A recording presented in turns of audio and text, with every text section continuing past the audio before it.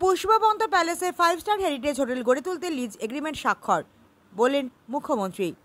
Heritage hotel নির্মাণের মধ্য দিয়ে ত্রিপুরায় পর্যটন শিল্প আরও সমৃদ্ধ হবে, জানালেন মুখ্যমন্ত্রী। পুষ্পবন্ত প্যালেসের 5 স্টার হেরিটেজ হোটেল গড়ে তুলতে আজ IACL এর সঙ্গে লিজ এগ্রিমেন্ট স্বাক্ষরিত হয়েছে। এর মাধ্যমে ত্রিপুরা রাজ্যে পর্যটন শিল্পকে আরও সমৃদ্ধ করা যাবে।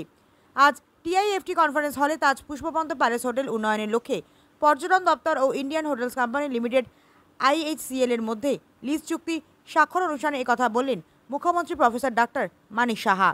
রাজ্যের পর্যটন মন্ত্রী সুশান্ত চৌধুরীর উপস্থিতিতে এই চুক্তি স্বাক্ষরিত হয়। সংবাদ মাধ্যমের সঙ্গে মত বিনিময় করতে গিয়ে মুখ্যমন্ত্রী ডাক্তার সাহা বলেন, যখনই আমরা রাজ্যের বাইরে যাই তখন তাজ গ্রুপের হোটেল সহ বড় বড় হোটেলগুলি দেখতে পাই এবং ত্রিপুরায় কবে এই জাতীয় কিছু হবে সেটা ভাবতাম। তাই আজকের দিনটি আমাদের কাছে একটি গৌরবময় দিন। আমি এজন্য IHCL কর্তৃপক্ষকে ধন্যবাদ জানাই। এই প্রকল্প রূপায়ণ করতে গিয়ে আমাদের বিভিন্ন দপ্তরের আধিকারিকগণও পরিশ্রম করেছেন। আমরা এর আগে মৌ স্বাক্ষর করেছি, আর আজকেই লিজ এগ্রিমেন্ট সম্পন্ন হলো। এর মাধ্যমে আজ থেকে কাজ শুরু হয়ে গেল। আমরা বলছি 2 বছরের মধ্যে কাজ সম্পন্ন করার, যদিও তারা বলছেন 3 বছর সময় লাগতে পারে। মুখ্যমন্ত্রী বলেন, রাজন্য আমলে নির্মিত এরকম একটা প্যালেস অনেক দিন ধরে এমনিতেই পড়ে রয়েছে। 1917 সালে আগরতলার পুষ্পবন্ত প্যালেস নির্মাণ করা হয়েছিল। মহারাজা বীরেন্দ্র কিশোর মাণিক্য বাহাদুর এই প্যালেসটি নির্মাণ করেছিলেন। এর যে স্থাপত্য ঐতিহাসিক তাৎপর্য অপরিসীম। ত্রিপুরা সহ বিভিন্ন জায়গার মানুষ এই প্যালেস সম্পর্কে অবহিত রয়েছেন। এটি গভর্নর হাউস হিসেবে পরিগণিত হয়েছিল এবং রাজ্যপালগণ সেখানে থেকেছিলেন।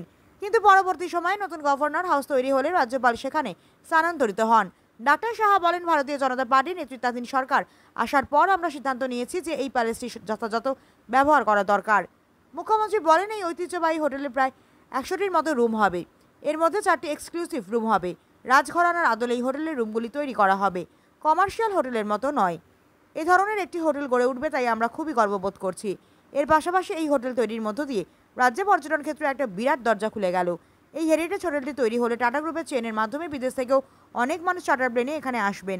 আর যারা আসবেন তারা শুধু হোটেলে থাকবেন না, রাজ্যের বিভিন্ন পর্যটন কেন্দ্রগুলিতেও যাবেন।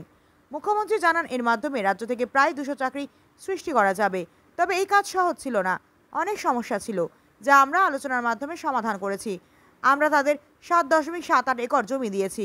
চুক্তি স্বাক্ষর অনুষ্ঠানে উপস্থিত ছিলেন পর্যটন দপ্তরের সচিব উত্তম কুমার চাকমা, পূর্ত দপ্তরের সচিব কিরণ গিত্তে, সচিব PK চক্রবর্তী সহ অন্যান্য উচ্চপদস্থ আধিকারিকগণ। ব্যুরো রিপোর্ট, হাল্লা বোল।